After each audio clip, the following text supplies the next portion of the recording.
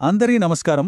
Supreme court ఎక్కడుంది అంటే మనందరం ఠక్కున చెప్పే సమాధానం ఢిల్లీ అనే. కరెక్టే.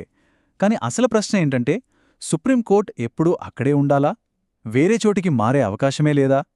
మన రాజ్యాంగంలోనే ఆర్టికల్ 130 రూపంలో దీనికొక దారి ఉంది. ఆ దారేంటో, ఆ తాళం చెవి ఎక్కడుందో ఈరోజు చూద్దాం. చూడండి, ఇదే అసలు ప్రశ్న. దేశంలో అత్యున్నత న్యాయస్థానం కేవలం దేశ రాజధాని ఢిల్లీలోనే ఎందుకుండాలి? ఇంకెక్కడా దాన్ని బెంచ్ పెట్టే అవకాశం లేదా? ఏంటి కథ? రండి, ఈ చిక్కుముడిని విప్పి చూద్దాం. సరే, ఈ విశ్లేషణలో మనం ఏం చూడబోతున్నామంటే, ముందుగా సుప్రీంకోర్టు ఢిల్లీలోనే ఎందుకుంది? ఆ తర్వాత ఆర్టికల్ 130 కదేంటి? రాజ్యాంగం అసలు ఎందుకిలా చెప్పింది? మరి అధికారం ఉంది కాని అమల్లో ఎందుకు లేదు? ప్రజలు అడుగుతున్నట్టుగా ప్రాంతీయ బెంచులు పెట్టడం సాధ్యమేనా? చివరిగా అసలు ఈ తాళం ఎవరి చేతిలో ఉంది? వీటన్నిటినీ ఒక్కొక్కటిగా చూద్దాం. సరే, మరి మనం మొదటి పాయింట్కొచ్చేద్దాం. సుప్రీంకోర్టు ఢిల్లీలోనే ఎందుకు? ఇది చాలా సింపుల్ ప్రశ్నలా అనిపిస్తుంది గదా, కాని దీని వెనుక ఒక పెద్ద రాజ్యాంగపరమైన సమాధానమే ఉంది. ఆలోచించండి, దేశంలో ఏ మూలమో ఉన్న ఒక సామాన్యుడు న్యాయం కోసం ఢిల్లీ దాకా వెళ్లాలంటే ఎంత కష్టం. మన రాజ్యాంగం చాలా స్పష్టంగా చెప్పింది, సుప్రీంకోర్టు ప్రధాన కేంద్రం ఢిల్లీ అని. ఇక్కడతో కథ అయిపోలేదు. ఎందుకంటే మన రాజ్యాంగ నిర్మాతలు చాలా ముందు చూపుతో దీనికొక అద్భుతమైన మినహాయింపును, ఒక వెసులుబాటును కూడా ఇచ్చారు. ఆ వెసులుబాటే అసలు మలుపు. ఆ మినహాయింపే ఆర్టికల్ 130. ఇప్పుడు మనం అసలు విషయంలోకి వెళ్తున్నాం.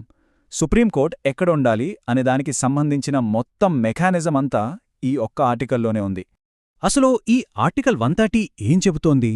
సింపుల్గా చెప్పాలంటే ఇది రాజ్యాంగంలోనే ఒక రూల్ అన్నమాట. సుప్రీంకోర్టు ఢిల్లీలో ఉంటుంది అని చెబుతూనే, అవసరమైతే అప్పుడప్పుడు వేరే ప్రాంతాల్లో కూడా సమావేశం అవ్వొచ్చు అని ఒక ఆప్షన్ ఇస్తుంది. మరి ఈ ఆప్షన్ వాడాలంటే ప్రాసెస్ ఏంటి? చాలా చాలా సింపుల్. రెండే 2 స్టెప్పులు. మనం అర్థం చేసుకోవడానికి 2 కీ ప్రాసెస్ అనుకుందాం. స్టెప్ 1, మన చీఫ్ జస్టిస్ ఆఫ్ ఇండియా అంటే సీజేఐ ఫలానా కొత్త చోట బెంచ్ పెట్టొచ్చు అని చెప్పాలి. స్టెప్ 2, ఆ ప్రతిపాదనకు మన రాష్ట్రపతిగారు ఆమోదముద్ర వెయ్యాలి. అంతే, విషయం అయిపోయింది. అంటే ఇక్కడ పాయింట్ ఏంటంటే, ఇది ఒక టీం వర్క్, ఒక పార్ట్నర్షిప్. చీఫ్ జస్టిస్ ఒక్కడే అనుకుంటే కుదరదు, అలాగని రాష్ట్రపతి ఒక్కడే అనుకున్నా కుదరదు. ఇద్దరూ కలిసికట్టుగా నిర్ణయం తీసుకోవాలి, ఇద్దరి ఆమోదం తప్పనిసరి. సరే, బాగుంది. కానీ మన రాజ్యాంగ నిర్మాతలు అసలిలాంటి ఫ్లెక్సిబిలిటీ ఎందుకిచ్చారు? వాళ్ల ఆలోచన ఏంటి? దాని వెనుక ఉన్న లాజికేంటో చూద్దాం. దీని వెనుక ప్రధానంగా 3 బలమైన కారణాలు కనిపిస్తున్నాయి. మొట్టమొదటిది యాక్సెస్ టు జస్టిస్, అంటే న్యాయం అందరికీ అందుబాటులో ఉండాలి. ఇంత పెద్ద దేశంలో ఢిల్లీ అందరికీ దగ్గర కాదు గదా. ఇక రెండోది ఫెడరల్ బ్యాలెన్స్. సుప్రీంకోర్టు కేవలం ఢిల్లీకి మాత్రమే పరిమితం అనే ఫీలింగ్ రాష్ట్రాలకు రాకూడదు. ఇక మూడోది చాలా ప్రాక్టికల్ రీజన్. ఏవైనా అనుకోని పరిస్థితులు లేదా అత్యవసర సమయాల్లో వేరే చోట కోర్టు నడపడానికి వీలుండాలి. అయితే ఇక్కడొక ముఖ్యమైన విషయం మనం గమనించాలి. ఈ వెసులుబాటు ఇచ్చింది కేవలం అసాధారణమైన పరిస్థితుల్లో వాడుకోడానికే. అంతేగాని సుప్రీంకోర్టుని ఒక ట్రావెలింగ్ కోర్టులాగా ఊరూరు తిప్పడానికి కాదు. ఈ తేడా చాలా ముఖ్యం. సరే, ఇక్కడిదాకా థీరీ అంతా బాగుంది. రాజ్యాంగంలో అధికారం ఉంది. మరి ప్రాక్టికల్గా ఏం జరిగింది? అధికారం వర్సెస్ అమలు, ఈ రెండింటి మధ్య ఉన్న అసలు నిజాన్ని, ఆ బ్రూటల్ రియాలిటీని ఇప్పుడు చూద్దాం. చూడండి, పేపర్ మీద అధికారం ఏంటి? సుప్రీంకోర్టు ఎక్కడైనా కూర్చోవచ్చు. మరి ప్రాక్టికల్గా వాస్తవంలో ఏం జరిగింది? ఇప్పటి వరకు ఒక్కసారి కూడా ఢిల్లీ కాకుండా వేరే చోట సుప్రీంకోర్టు సీట్ను ఏర్పాటు చెయ్యలేదు. పర్మనెంట్ బెంచ్ల ఊసే లేదు. ఇది తేడా. మరి ఎందుకు ఇలా?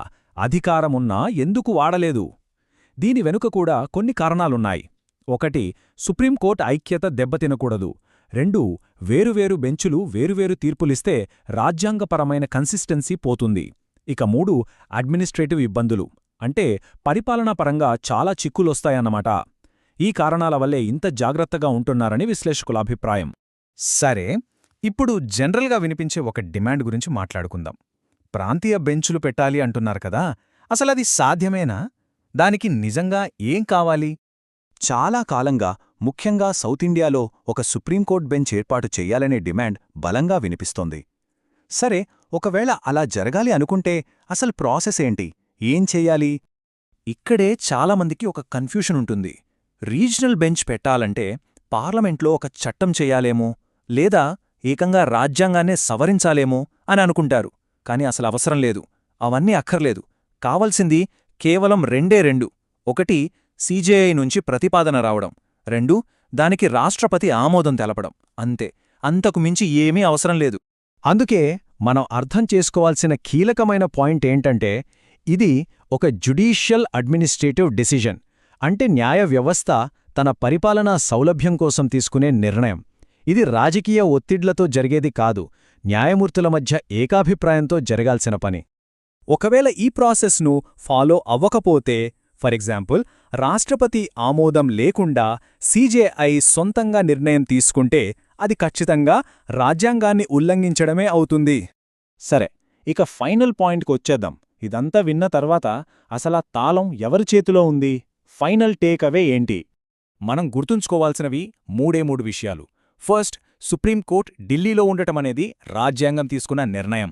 సెకండ్, వేరో చోట బెంచ్ పెట్టొచ్చు అనేది ఒక ఎక్సెప్షన్ మాత్రమే, అదే రూల్ కాదు. ఇక థర్డ్, ఇది ప్రజల హక్కు కాదు, ఇది రాజ్యాంగం కోర్టుకు ఇచ్చిన ఒక విచక్షణాధికారం, అంటే వాళ్ల అభిష్టం మేరకు తీసుకునే నిర్ణయం. ఈ మొత్తం విషయాన్ని ఒకే ఒక్క మాటలో సింపుల్గా చెప్పాలంటే ఇలా చెప్పొచ్చు: రామయ్య, సుప్రీంకోర్టు ఢిల్లీలోనే ఉంది నిజమే, కానీ రాజ్యాంగం తలుపు పూర్తిగా మూసేయలేదు. ఆ తలుపుకి ఒక తాళముంది. ఆ తాళం చెవి చీఫ్ జస్టిస్ చేతిలో రాష్ట్రపతి అనుమతితో ఉంది. చూశారుగా, సుప్రీంకోర్టు స్థానాన్ని మార్చే అధికారం అనే ఒక తలుపైతే ఉంది. కానీ ఆ తలుపు తెరవాలంటే 2 తాళం చెవులు కావాలి. ఒకటి భారత ప్రధాన న్యాయమూర్తి దగ్గరుంది, రెండోది రాష్ట్రపతి ఆమోదం రూపంలో ఉంది. ఈ 2 కలిస్తేనే ఆ తలుపు తెరుచుకుంటుంది. ఆర్టికల్ 130 చెప్పే అసలు కథ ఇదే.